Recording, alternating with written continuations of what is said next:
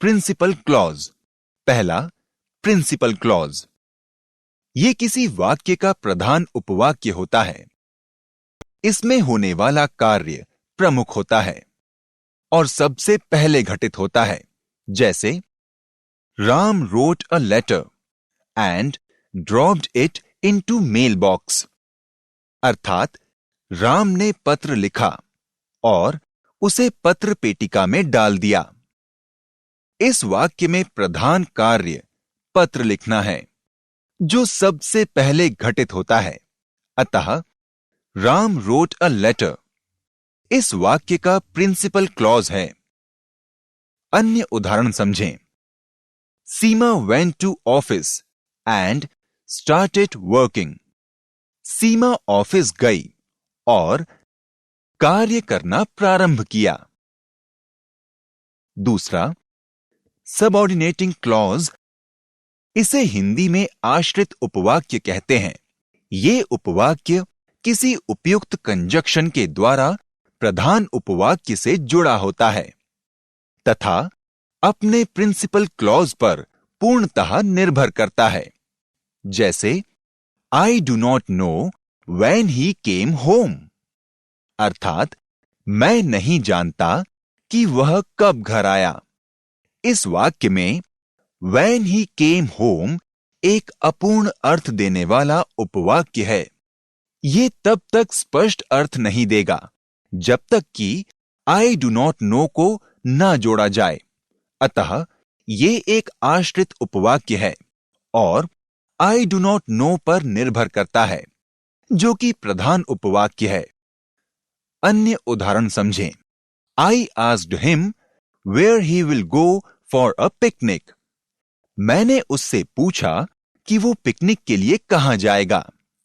Subordinating clause अर्थात आश्रित उपवाक्य तीन प्रकार के होते हैं। पहला, नाउन क्लॉज। दूसरा, एडजेक्टिव क्लॉज। तीसरा, एडवर्ब क्लॉज। पहला, नाउन क्लॉज। ऐसा उपवाक्य जो किसी वाक्य में नाउन की भांति प्रयोग किया जाए, नाउन क्लॉज कहलाता है।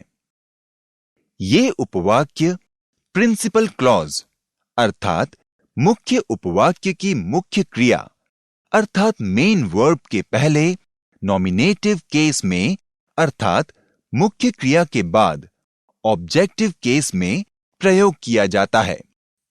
नाउन क्लॉज बनाने के लिए दिए गए उपवाक्यों में एक वाक्य में शब्दों who, which, why, what, when, that, if आदि को संयोजक अर्थात कंजक्शन के रूप में लगा देते हैं। इनका हिंदी अर्थ होगा या कि, जो कि, जो कुछ आदि। अब उदाहरण समझें। जैसे Ram is a naughty boy, every teacher knows it. अर्थात राम एक शैतान लड़का है, हर टीचर ये जानता है। अब यहां प्रश्न करेंगे कि हर टीचर क्या जानता है, तो उत्तर होगा कि राम एक शैतान लड़का है।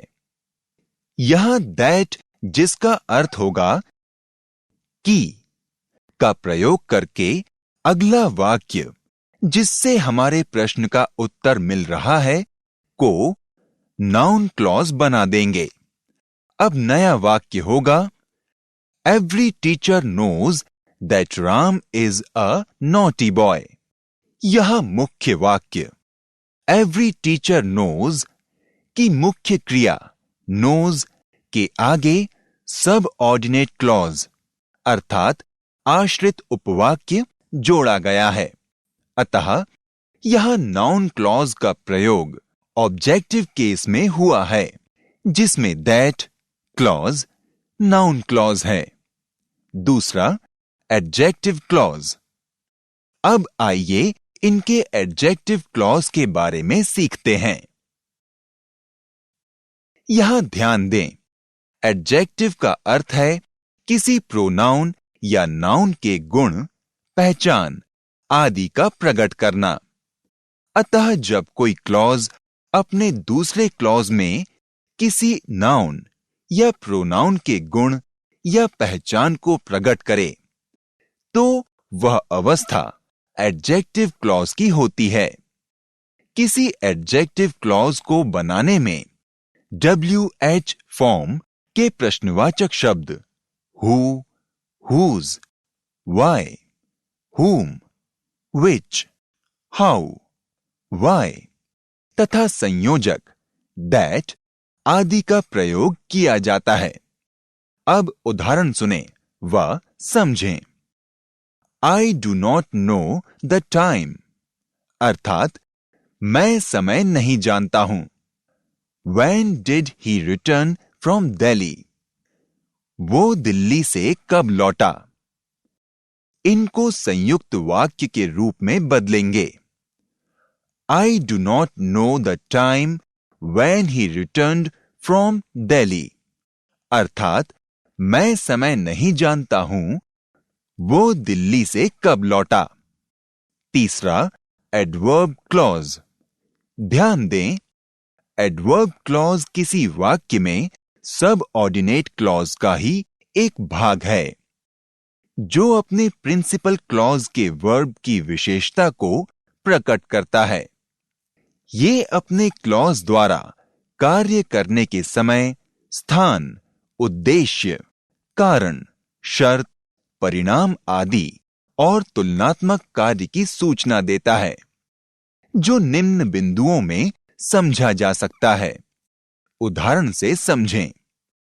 I had learned my lesson before the teacher came अर्थात अध्यापक के आने से पहले ही मैं अपना पाठ याद कर चुका था। यहां ध्यान दें, इस वाक्य में clause before the teacher came adverb clause का रूप है। तीसरा कोऑर्डिनेटिंग क्लॉज। ये एक स्वतंत्र उपवाक्य होता है जो अपने प्रधान उपवाक्य से जुड़कर अर्थ देता है, परंतु प्रधान उपवाक्य के न होने पर भी ये अपना अर्थ स्पष्ट दे देता है।